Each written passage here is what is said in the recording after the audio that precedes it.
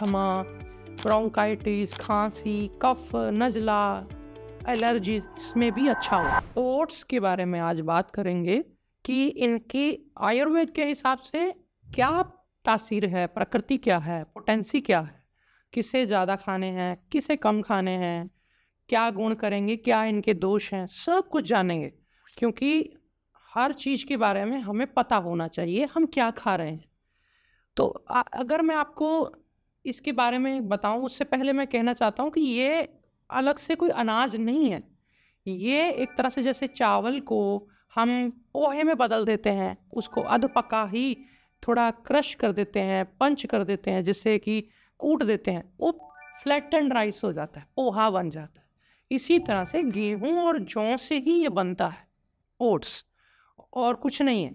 इसी को ही थोड़ा सा मशीनों में हीट करके, प्रोसेस करके, थोड़ा प्रेस करके फ्लैटेंड एक तरह से दलिए टाइप कुछ बना देते हैं, जिससे आप कह सकते हैं कि ओट्स हो गया।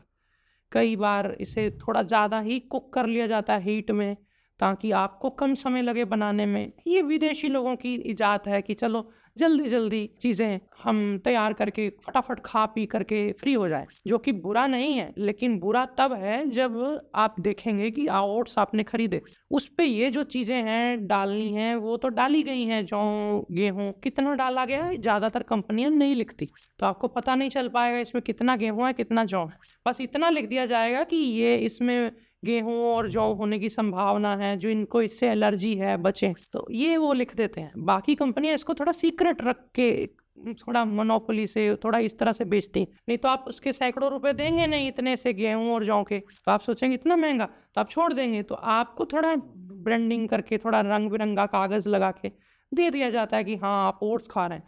है वो जौ और गेहूं ही। तो अब आप जौ और गेहूं की तासीर जान लीजिए। जौ और गेहूं दोनों की तासीर लगभग लगभग एक जैसी है, थोड़ा सा अंतर है, मैं बताऊंगा कैसे। दोनों ही ठंडे हैं, तो इसका मतलब ये तृप्तिदायक हैं, भूख को शांत करेंगे, 12 मास लिए जा सकते हैं। दोनों ही भारी, तो इसका मतलब कि रात को लेने नहीं चाहिए या कम मात्रा में लेने चाहिए।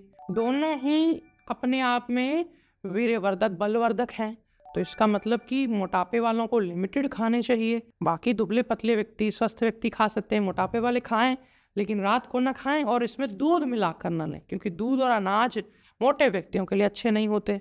तो बाकी लोग इसको दूध में मिला के भी ले सकते हैं। एक चीज़ और, ये जो जौ है ये थोड़ा सा रुक्ष होता है और कसैला भी होता है, जिस वजह से ये अस्थमा, ब्रोंकाइटिस, खांसी, कफ, नज़ला, एलर्जी इसमें भी अच्छा होता है। ठंडा है, बावजूद उसके ये सेफ है अस्थमेटिक कंडीशंस के लिए भी। कफ मवाद, कोई जख्म हो गया है, उसमें पस भर गई है, तब भी अंदर भी कोई कहीं पस है, कुछ आंव है, तो ये जौ अच्छा है, तो बुरा नहीं हुआ ना। लेकिन बुरा कहाँ हो जाता है, जब कई कंपनियां इसमें ओट्स तो डालती हैं, लेकिन ऊपर मसाला लगाने के लिए, थोड़ा उसको थोड़ा चटपटा बनाने के लिए कोटिंग करनी होती है मसाले की, ऐसे तो होगी नहीं, तो उसके लिए थोड़ा राइस ब्रैन ऑयल या थोड़ा और ऐसे कोई पतले पतले जो स्प्रे किए जा सके ऐसे ऑयल्स उसमें ऐड करती है, तो जिसकी वजह से वो मसाले की कोटिंग आपको देती है। तो आप कहते हैं ये मसाला ओट्स है, तो वो मसाला ओट्स के चक्कर में आप हानिकारक तेल साथ में निगल लेते हैं, आपको पता नहीं चलता, आप हेल्दी समझते हैं।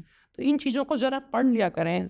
एक घर में एक माइक्रोस्कोप थोड़ा सा ऐसा रख लें, मोटा शीशा, जिससे आप जूम करके पढ़ें इन चीज़ों को, तो आपको पता चले, आप जानकारी बढ़ाएं। बाकी सारे गुण उसी की तरह ही। थोड़ा गेहूं जो होता है ये अच्छा नहीं होता कफ नज़ला जुकाम वालों के लिए, लेकिन बुरा भी नहीं होता अगर पुराना है, पुराने सीज़न का है, जो कि जाहिर सी बात होगा, क्योंकि ये कंपनियां पहले खरीदती हैं उन अनाजों को, फिर बनाती, फिर आप तक पहुंचने में समय लगता है। कैलोरीज में तो कम हो जाता है, क्योंकि थोड़ा पहले ही कुक कर दिया, जैसे चावल को करा था, तो वहाँ पे कैलोरीज में कम हो गया। लेकिन बाकी गुण गेहूं और जौ जैसे, आप देखिए कि आपको किस तरह से इसके गुण लेने हैं। हानि से बचने के लिए इतना ही है कि गेहूं को थोड़ा थोड़ा सा तेल, थोड़ी सी चिकनाई दे दी जाती है, चाहे वो फिर थोड़ा ऊपर से डालना घी हो, या फिर बीच में छौंक लगा दी तेल की, सब्जियां आदि को, तो उसमें वो मिला दिया, तो वो उसकी जो वायु बनाने की प्रकृति है, गेहूं वायु नहीं बनाता, जौ वायु बनाता है। तो उससे बचने के लिए उसकी रुक्षता को दूर करना, खुश्की को दूर करना, तो वो तेल और चिकनाई से ही होगी, या फिर साथ में छाछ पीने से ही होगी। अगर आप ऐसा नहीं करेंगे तो ज़्यादा मात्रा में खाने से ओट्स को आपको वायु बन सकती है, ज़्यादा वायु का पेट में बनना, इससे हो सकता है। ये चीज़ को समझ लें बस। बाकी लोगों के लिए ये समझने की चीज़ है कि ये सामान्य ही अनाज है। अगर आप घर में ही गेहूँ और जौ का दलिया बना लें मिक्स करके बराबर, तो भी आप समझ लें कि आप ओट्स ही खा रहे हैं। बनाने के बाद थोड़ा उसको आप आधा पके को भी थोड़ा आप प्रेस कर लें और आपको वैसा ही टेस्ट आ जाएगा। तो अगर आप घर में ही बनी हुई स्वदेशी चीज़ों का उपयोग करना पसंद करते हैं, तो आप गेहूँ और जौ के बनाए हुए, और ये भी मैं चीज़ बता दूँ कि ज़रूरी नहीं कि गेहूँ और जौ से ही ओट्स बनना है। ओट्स एक प्रक्रिया है। किसी चीज़ को फ्लैटेंड कर दिया, प्रेस कर दिया, तो वो ओट्स हो गए। आप किसी भी अनाज के ओट्स बना सकते हैं या बने हुए मार्केट में मिल सकते हैं। उस पे लिखा हो सकता है कि ये मल्टीग्रेन ओट्स है। तो आप पहले पढ़ लें अच्छी तरह से, जो अनाज वो है उसी के ही गुण उसमें आएंगे, उसी के ही रूल उस पर अप्लाई होंगे। आज फिलहाल इतना ही। नमस्कार। निरोगी रहना हम सबका मौलिक अधिकार है। इससे हमें कोई वंचित नहीं रख सकता, और हम सब पे बहुत उपकार हैं हमारे ऋषियों के, जिन्होंने हमें योग आयुर्वेद जैसी विधाएं दी, और इन विधाओं का सही तरीके से पालन करते हुए हमने स्थापना की है आनंदम आयुर्वेद के चिकित्सालयों की, जो कि अमृतसर, पंचकुला और वृंदावन जैसे स्थानों पर आपको सेवाएं दे रहे हैं।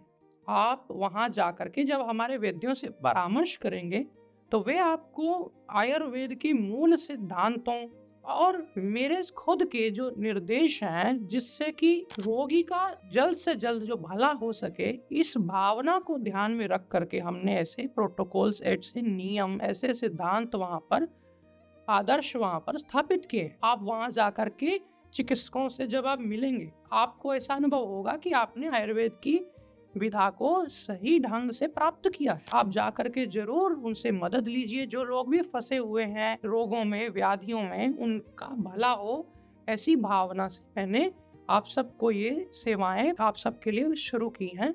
आप जरूर से जाकर के इनका लाभ